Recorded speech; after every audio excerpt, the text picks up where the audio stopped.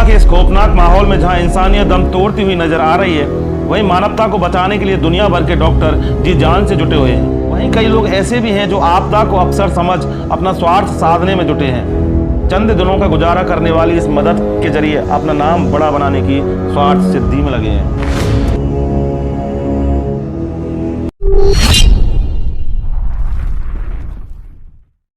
कहते हैं कि नाम में क्या रखा है, लेकिन कोरोना के इस खौफनाक माहौल में जहां इंसानियत दम तोड़ती हुई नजर आ रही है, वहीं मानवता को बचाने के लिए दुनिया भर के डॉक्टर जी जान से जुटे हुए हैं। इनके साथ ही कई संस्थाएं और कई लोग भी संकट काल में मदद के लिए आगे आ रहे हैं। कोई जरूरतमंदों तक खाना पहुंचा रहा है, तो कोई उन्हें अपने गांव घर तक पहुंचाने में मदद कर रहा है। जरूरतमंदों की मदद की इस कड़ी में जहां कई लोग निस्वार्थ भाव से जुटे हैं, वहीं कई लोग ऐसे भी हैं जो आपदा को अवसर समझ अपना स्वार्थ साधने में जुटे हैं। भले ही ऐसे चंद लोग जरूरतमंदों की मदद तो कर रहे हैं, लेकिन चंद दिनों का गुजारा करने वाली इस मदद के जरिए अपना नाम बड़ा बनाने की स्वार्थ सिद्धि में लगे हैं। जी हाँ, कोरोना के इस भयावह माहौल में कुछ लोग प्रसिद्धि पाने को ही इस कोरोना काल की उपलब्धि मानकर जन सेवा के मैदान में कूद पड़े हैं।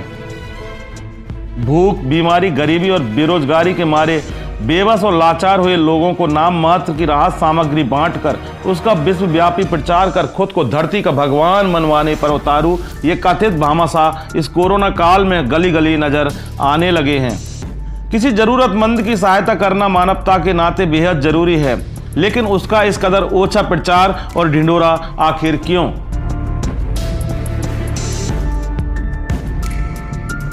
कोरोना के चलते लॉकडाउन ने सड़क और झुग्गी बस्तियों में अपना जीवन बसर कर रहे लोगों से लेकर आम आदमी तक की आमदनी को प्रभावित किया है। रोजाना मजदूरी कर अपने बच्चों को 2 वक्त का निवाला देने की जद्दोजहद में जुटे परिवारों पर यह वक्त कहर बरपा रहा है। ऐसे में किसी भामाशाह के आगे हाथ फैलाना इनकी मजबूरी भले ही हो गई हो, लेकिन क्या ये जरूरी है कि ऐसे मजबूर और ज़रूरतमंदों की लाचारी और बेबसी में इनकी कथित मदद का लवादा ओढ़कर अपना नाम चमकाया जाए? ज़रूरतमंद लोगों को राहत सामग्री बांटने वालों में राजनीति से जुड़े लोगों के साथ ही कई बरसाती मेंढक भी सामने आकर खुद को तथाकथित समाज सेवी साबित करने में लगे हैं, जिनमें हर परिवार के हिस्से में किलो 2 किलो आटा डालकर खुद को गरीबों का मसीहा, सोनू सूद, मिनी सोनू सूद और भगवान की प्रतिमूर्ति आदि नामों से प्रचारित करने की होड़ मची हुई है। हमारी बहुत सहायता करी है, 1100 रुपया दिया है। मेरा तो बच्चा हैंडीक्राफ्ट है। मैं बहुत बहुत आभारी हूँ। मेरे पास कोई शब्द भी नहीं है कुछ कहने के लिए, लेकिन मैं इनकी बहुत आभारी हूँ। बहुत इनका गौरतलब है कि बॉलीवुड अभिनेता सोनू सूद पिछले साल लगाए गए देशव्यापी लॉकडाउन से लेकर अब तक जरूरतमंद लोगों की सेवा में तन, मन और धन से जुटे हुए हैं। हजारों किलोमीटर का सफर पैदल ही तय कर रहे कई लोगों के लिए बात चाहे बस की व्यवस्था करने की हो या फिर खाने पीने की सामग्री, अस्थायी आवास, जीवन रक्षक दवाइयां और चिकित्सा उपकरण उपलब्ध करवाने की हो, सोनू सूद सच्चे मायनों में जरूरतमंदों की सेवा में लगातार लगे हुए हैं। लेकिन राजस्थान, खासकर राजधानी जयपुर में ऐसे कथित दानदाताओं की अब एक बड़ी खेप भी उगाई है, जो गरीबों पर राहत की चंद बूंदें बरसाकर खुद को सोनू सूद, मिनी सोनू सूद के नाम से अखबारों, न्यूज चैनलों और सोशल मीडिया पर प्रचारित करवाने में जुटे हैं।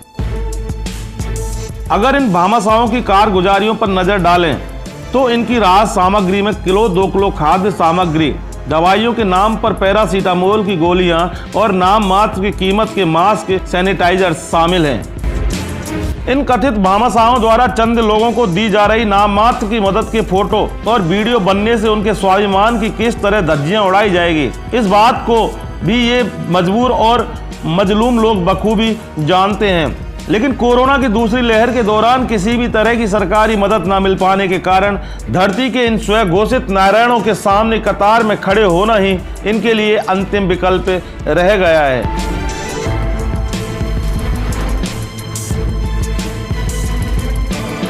ऐसे में सवाल उठता है कि कोरोना के इस महासंकट काल में रोजगार छिन जाने के कारण भूखे मरने पर मजबूर इन लोगों की बेबसी पर प्रचार का यह नंगा नाच आखिर कितना जायज है, और हालात के मारे मजबूर हुए इन लोगों की मजबूरी का मखौल आखिर क्यों उड़ाया जा रहा है। ऐसे में खासो आम के लिए मुसीबत बनकर आए इस मनहूस कोरोना काल में लोगों की मदद के नाम पर अपना तुच्छ स्वार्थ साधने में जुटे कथित भामाशाहों पर लगाम लगाना भी वक्त की जरूरत बनने लगी है।